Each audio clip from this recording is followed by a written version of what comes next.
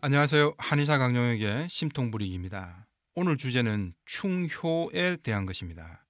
최근 박근혜 대통령께서도 나라 사랑을 언급하면서 국가에 대한 애국을 강조했습니다. 박 대통령은 영화 국제시장에서 주인공 부부가 부부싸움을 하다가도 애국가가 울려 퍼지자 얼른 경례를 하는 장면을 이례적으로 강조했습니다. 바로 이 영화의 주인공들처럼 요즘 국민들도 나라에 충성하고 애국하는 마음이 강하면 나라가 더 발전하지 않겠냐는 뜻으로 언급한 것으로 보입니다. 그것도 청와대에서 열린 핵심 국정과제 점검회의에서 말이죠. 이어서 김기춘 비서실장은 충이 무엇인가? 중심이다. 중심을 확실히 잡아야 한다라면서 국가와 대통령에 대한 충성을 강조했다고 합니다. 충성충이란 한자를 파자를 해보면 가운데 중자와 마음 심자가 되니 중심을 잘 잡는 게 충이다라는 의미로 본 것 같습니다. 그런데 이 같은 언급들이 그냥 일회성으로 지나가는 말들이 아니었던 모양입니다. 최근에는 다시 정부가 태극기 개양률을 높이기 위해 관련 법까지 제정하고 지자체에 홍보 지침을 내렸다고 합니다. 또 권역별로 설명회까지 개최하고 3.1절에는 대대적으로 태극기 달기 홍보에도 나섰다고 합니다. 국민들이 나라를 사랑하는 것이야 별 문제될 것이 있겠습니까? 하지만 여러모로 살기가 팍팍하고 나라가 어려운 것이 마치 국민들이 국가에 대한 충성심이 부족해서 생긴 것처럼 비춰지는 것은 아닐까 우려됩니다. 그래서 오늘은 과연 진정한 효가 무엇인가에 이어서 과연 진정한 충이란 무엇인가에 대해서 사상의학 혹은 유학적 차원에서 그 의미를 살펴볼까 합니다.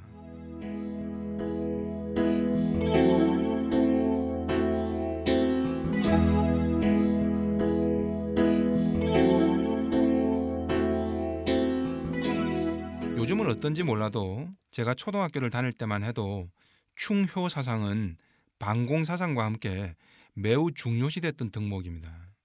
충효란 국가에 충성하고 부모에 효도하자는 것이니 막연히 좋은 것이고 마땅히 항상 그리 되어야 한다라는 생각이 들 수도 있습니다. 그런데 이런 충효라는 개념이 잘못 알고 있었다는 걸 저는 사상의학을 공부하면서 처음 알게 됐습니다. 이미 심통부리기를 통해서 참된 효도의 의미에 대해서는 두어 차례 가정불화를 겪는 화병 환자들 사례를 통해서 짚어본 바 있습니다. 자세한 내용은 심통부리기 13회와 60회분에서 언급되어 있습니다. 요컨대 진정한 효란 부모의 말이라면 무조건 맹종하라는 의미가 아닌 거죠. 부모가 늙고 힘들어 스스로 생을 유지하기가 힘들 때 그때 도와드리는 것이 진정한 효입니다. 부모에게 무조건 맹종하고 부모의 탐욕에도 아무 생각 없이 휘둘리고 이끌려가는 것이 효가 아니라는 점을 설명드렸습니다.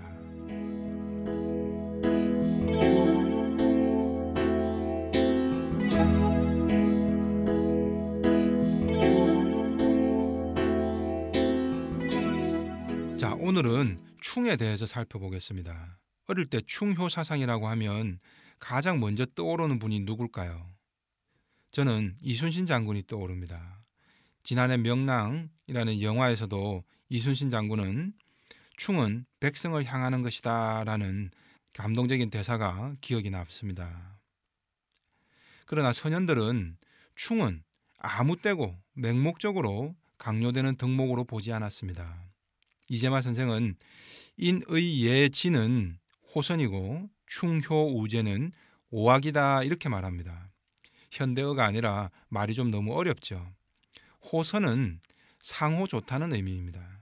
즉 내가 인의예지를 추구하면 이는 언제고 상대방에게도 좋은 결과가 온다는 것입니다.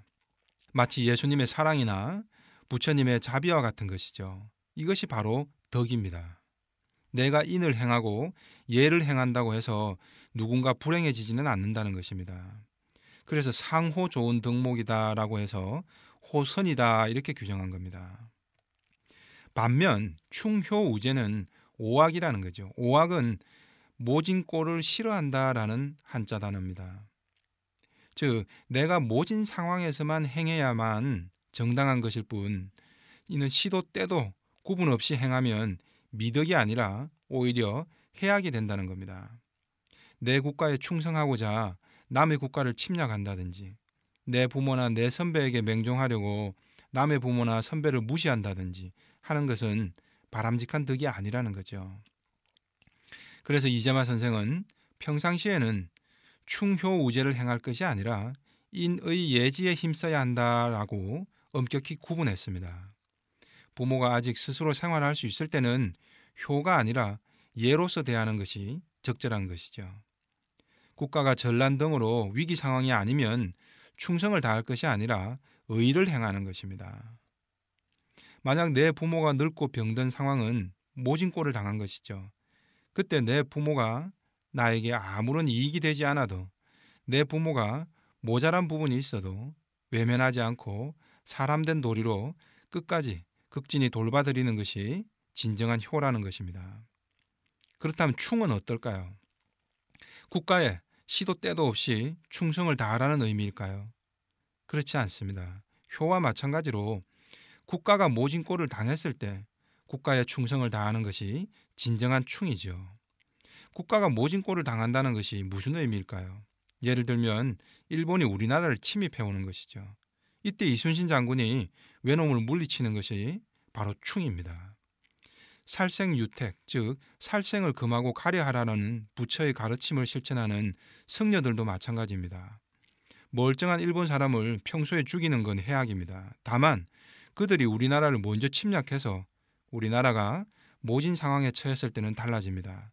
살생을 하지 않는 스님들이라도 절에서 기도만 하지 않고 나라를 위해 분연히 일어난 거죠. 전쟁터로 나가 스님들도 외놈들과 맞서 싸우고 살상을 한다고 해도 이것은 충이자 사람으로서 당연히 해야 하는 미덕이 되는 겁니다. 그러나 멀쩡한 남의 나라를 먼저 침략해서 약탈하는 것은 충이 아닌 거죠. 내 나라가 모진꼴을 당했을 때 자기 방어 차원에서만 충은 바람직한 미덕이 된다는 것입니다. 일본 놈들처럼 평화로운 남의 나라를 침탈하는 것은 애초에 충이 아닌 겁니다. 즉 충과 효는 아무 때나 미덕이 되는 것이 아니라 반드시 조건이 있다는 겁니다. 나라와 부모가 위기에 빠졌다는 그런 조건이 충족될 때 그때 행해야 바람직하고 미덕이 된다는 것입니다.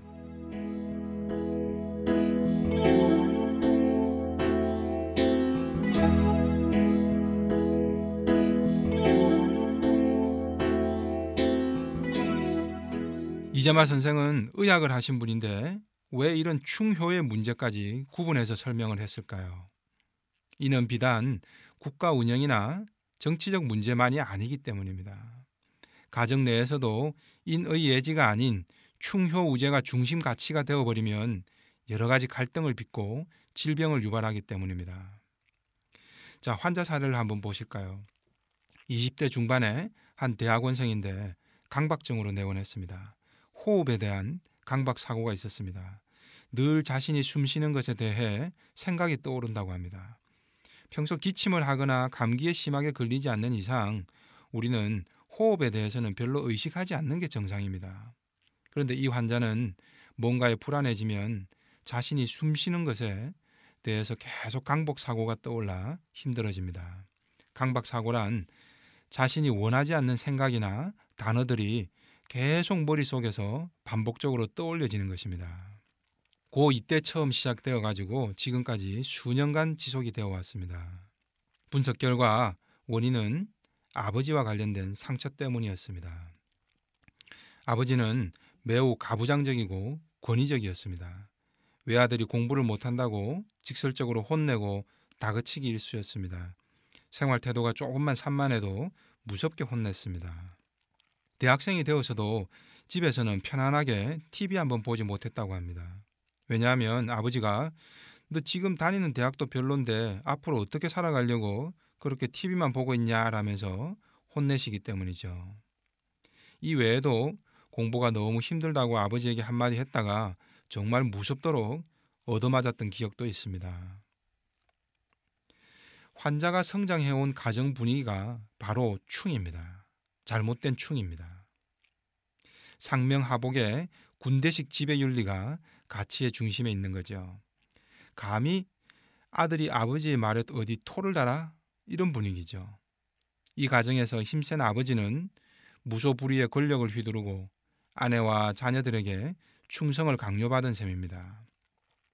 바로 아버지 자신이 한 가정에서 국가이자 임금인 셈이죠. 그리고 임금이 마음대로 권력을 휘둘러도 되는 세상, 그리고 아래 것인 자식은 가장에게 무조건 복종하라는 잘못된 충의 개념이 가정 분위기를 지배해온 셈입니다. 이런 환경에서 성장한 환자는 지금 어떻게 되었습니까? 나이가 20대 중반의 대학원생인데도 지금도 아버지가 무섭다고 합니다. 친구를 만나러 저녁 8시쯤 집을 나서려는데 아버지가 지나가는 말로 나지막히 이렇게 늦게 나가냐 라고 한마디 했답니다. 친구의 알바가 그 즈음에 끝나서 어쩔 수 없이 약속을 조금 늦게 잡은 것이었는데 너무 긴장한 나머지 설명도 못했다고 합니다. 게다가 친구를 만나는 내내 아버지의 그 말 한마디가 머릿속을 맴돌면서 불안해졌습니다. 이내 호흡에 대한 강박 증상도 또 나타났습니다. 결국 1시간 만에 약속을 서둘러 끝내고 일찍 집으로 돌아왔다고 합니다. 자, 어떻습니까? 한 가정에서도 맹목적인 충과 효가 지배적 가치로 자리 잡은 결과가 말이죠.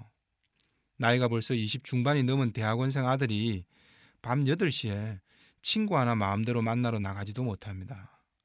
아버지 말 한마디에 금방 주눅이 들어버리고 강박증까지 생겨버립니다. 과연 사회에 나가서 큰일을 할 수 있을까요? 아니, 자신에게 주어진 작은 일조차 지금은 감당하기가 어렵게 됐습니다.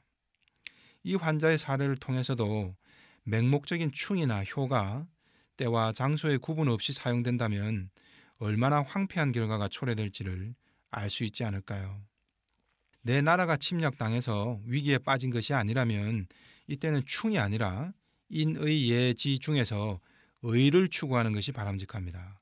의라는 것은 수호지심, 즉 남보기에 부끄러울 짓을 하지 않는 것이 첫째입니다. 그래서 함께 공감하고 더불어 지내는 것이 바로 의라고 할 수 있습니다.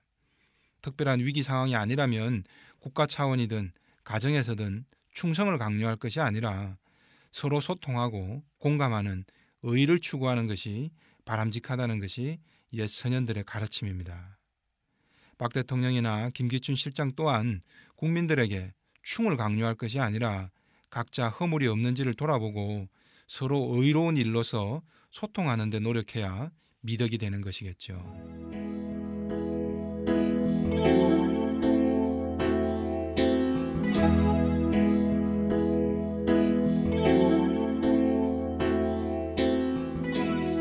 막연히 국가나 권력에 맹종하는 것은 이미 충이 아닙니다. 국기 개항을 더 열심히 한다고 국민들이 충성스러워지는 것일까요? 이때는 충이 아닌 인의 예지 중에서 의를 추구해야 됩니다. 사리사욕으로 정의롭지 않은 일을 행하지 않고 각자 생업에서 열심히 살아가는 것이 바로 진정한 충이자 애국하는 길이 되는 것 아닐까요? 가정에서도 마찬가지입니다. 부모가 무소불위의 권력으로 자녀에게 자신의 말에 충성을 강요하는 것은 결국 후회스러운 결과를 맞게 된다는 점을 이해할 필요가 있겠습니다. 이상 한의사 강용혁의 심통부리기였습니다.